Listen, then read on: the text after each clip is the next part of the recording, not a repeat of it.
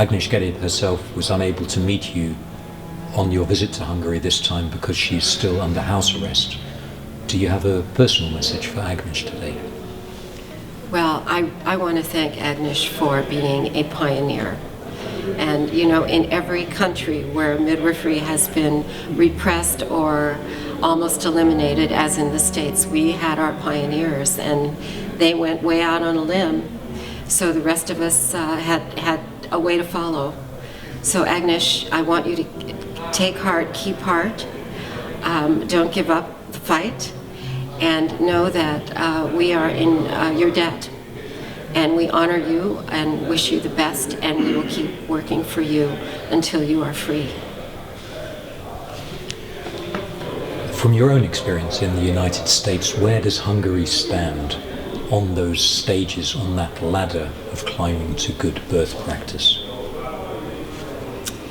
Hungary stands where we stood in the United States, quite honestly, about 30 years ago, where we were just founding a national midwifery organization and beginning to articulate our commonalities. We were looking for guidelines from European nations.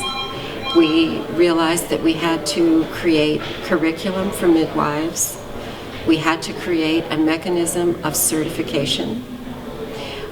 We had to create standards of practice that were generic enough to allow for protocols to be revised by each midwife every year according to the evidence. It's so important that we understand the difference between general standards and practice protocols, which should be responsive to the evidence. And all too often in legislation, these two are mixed together, and we end up with what we call laundry lists of do's and don'ts that cannot be easily amended as the evidence comes through to tell us that our practices need to change. So, you know, we learned all of this some 30 years ago, and frankly, the hardest part was getting the midwives together to dialogue and to look on the commonalities instead of the differences. And once we realized how politically important it was to focus on what we had in common, we started to move forward and began to make the changes state by state in our legislation that would support autonomous practice. We know that midwifery is its own profession and that we need to advocate for this autonomy, or we just can't support the work that we do. Again, the European countries that have autonomous midwifery have the best outcomes because the majority of women are well and they deserve midwifery care. And if they get it, the mothers do better, the babies do better, the society does better, because there is nothing more difficult than the first 6 weeks of life with a newborn. And to start in a good psychological frame of mind with a healthy baby is what every woman hopes for, what every family deserves. And if this is the way we do birth, then the culture does better. You personally submitted expert evidence to Agnes Geréb's trial. Do you think it's possible for her to receive a fair trial in Hungary, given that your own evidence was not given the weight that